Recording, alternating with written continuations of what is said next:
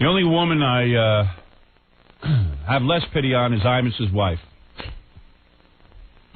Imagine you're a young woman in the prime of your life, and there's something inside you so desperate for fame that you marry Imus, who looks like your grandfather. Girl's a nice-looking girl. She's an aerobics instructor. Probably could have married, Rush Limbaugh. Rush Limbaugh. Really gotten somebody successful. Imus, a broken down, drunk, so weak he can't even pull his own life together. Such a bad radio performer that it took me to come into this town, blow away all his ratings, and now he changed his act to resemble mine. He had not one original idea. And this woman must have been desperate for some sort of fame or money or something to marry such a slug. A man who abandoned his wife and 3 children, went on to a drug-addicted life, a no-talent, miserable wretch. What made you think of them this morning? I think about him every morning. Oh.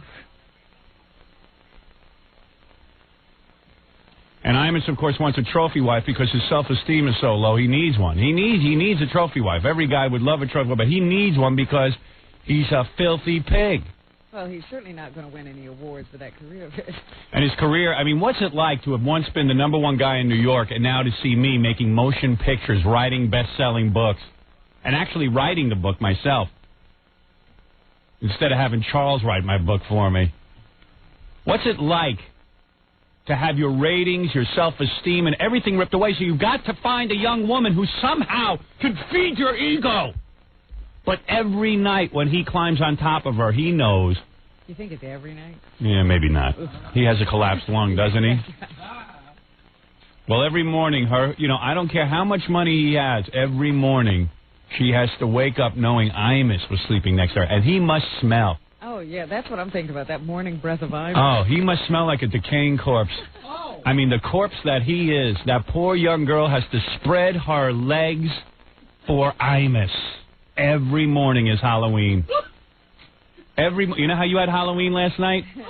She has Halloween, the horror of Halloween. What kind of monster is going to be in bed with me this There's morning? no trick. There's no treat. There's only a trick when he gets in bed. It's a trick.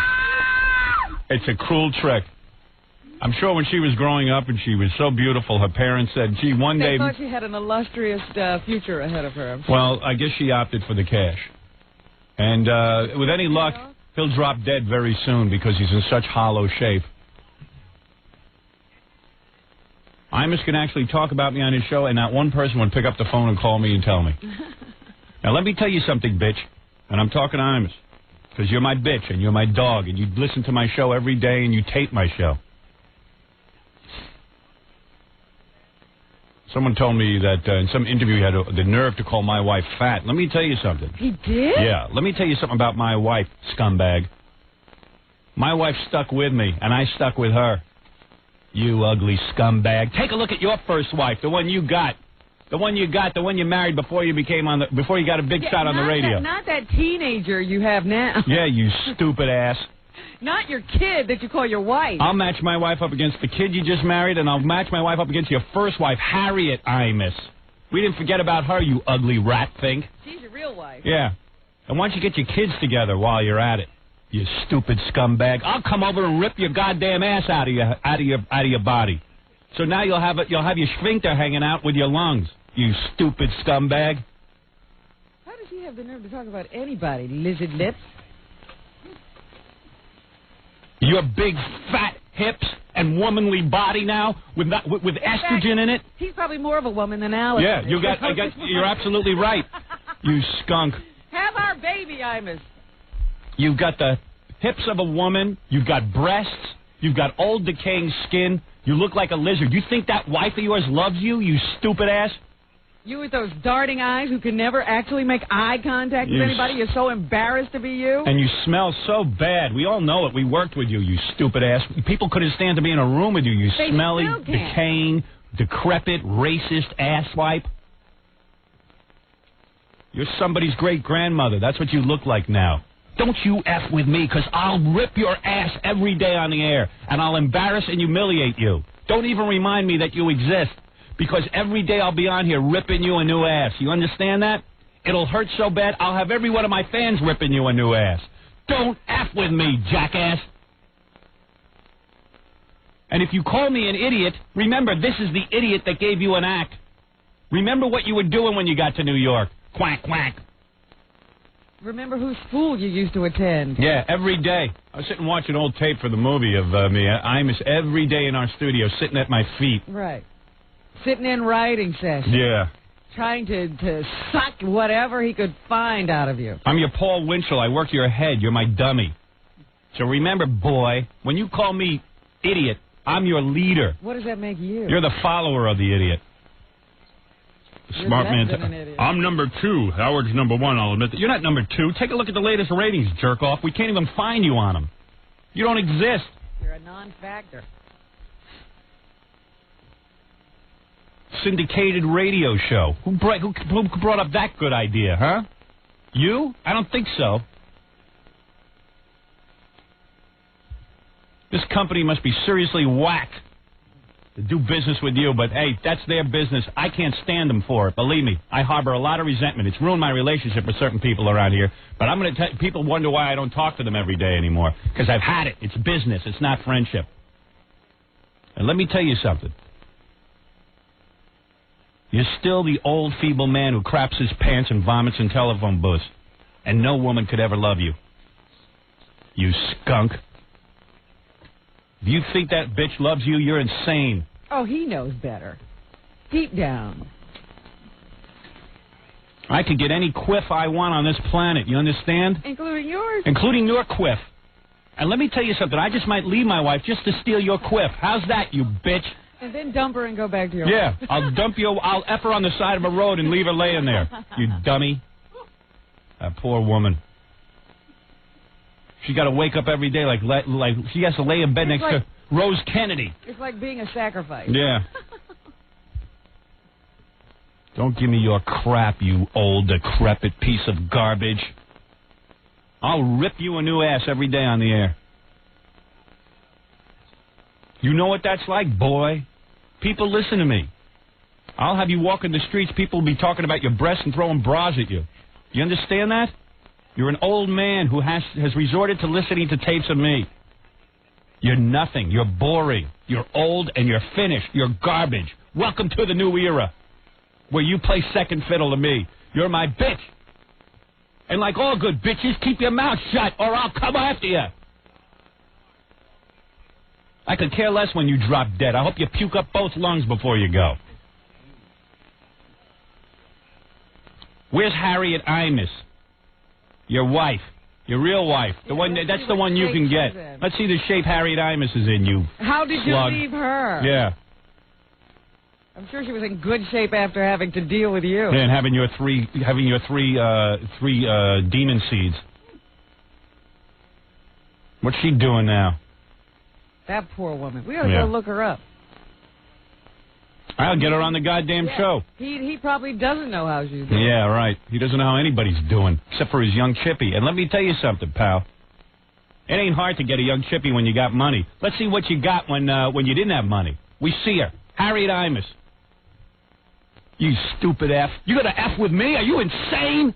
I'm the master at this. I'll rip you a new a-hole every day. You don't even know what you're dealing with. Don't you ever mention my name again, bitch dog. Get that scumbag on the phone, Gary. Call him up, ask him if he's got the balls to go on the air with me. He don't have the balls. Call his studio right now and tell his dog, Bernard, who calls me every day looking for a job, so he can get away from that bitch. Tell him to call him up right now and ask him to come on the air with me, see if he's got the balls to do real battle. Tell him to come down here, I'll beat his ass in with a goddamn tennis racket that he loves so much. That wiffle ball head. Where was he talking about Allison? He spoke to David Hinckley, his lover. His lover. He said I'm an idiot. My wife's fat. I said, Lisa, let me tell you something. First of all, my wife ain't fat. My wife's got a decent, goddamn decent body. Let me tell you something.